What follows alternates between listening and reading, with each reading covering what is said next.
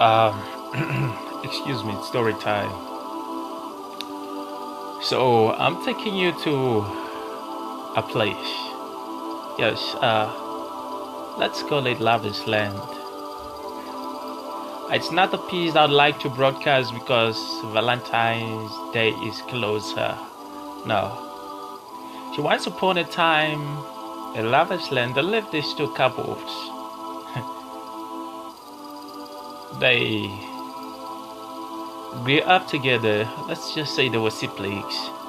Yes, mere siblings that knew not how to love, but they knew how they were brought up. They were taught to respect one another despite of their gender. Nobody had an I say, but of course men always had to be more dominant.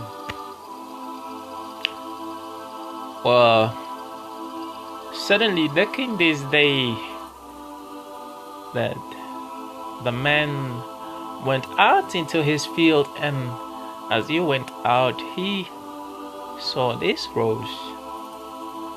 Yes, a rose that was colorful, a red so to say. It captured his mind, and he got to this rose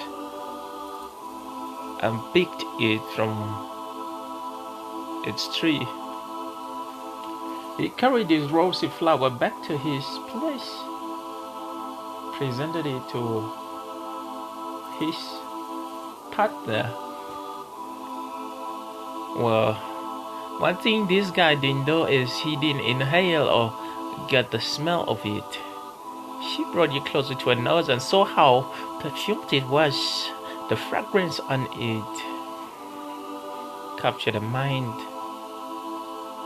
and that's where they began to use phrases like, I love you. Well, yeah, I love you. Strange to say, right? Well, he presented it to her, say, I love you. She got hold of it, and her heart started beating. She didn't know how to express it because she saw butterflies flying all around them, and she said, I feel butterflies within me. But when he heard this, adrenaline rushed right through his face, as if he was just wiped with a warm wet cloth. Yeah.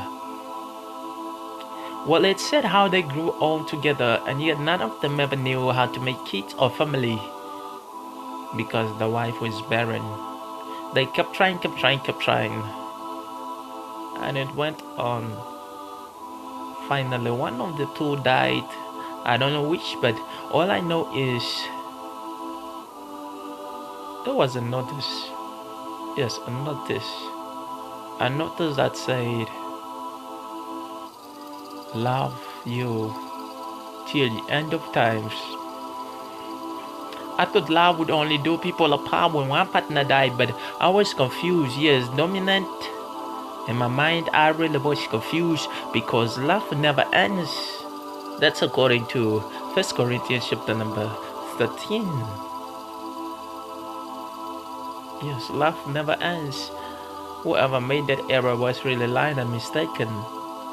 Love is patient, love is kind, love is not selfish, love is long-suffering, and yet many would have given up if they saw one of their partners not being able to produce or to bear babies.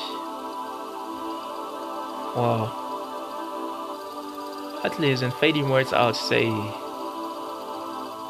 love unconditionally, because when you love with conditions, it's not everybody that can meet your conditions, but when you love unconditionally, trust me, you may learn to love too. Yeah. So love unconditionally. The Janet and Love Land entered. So please love unconditionally.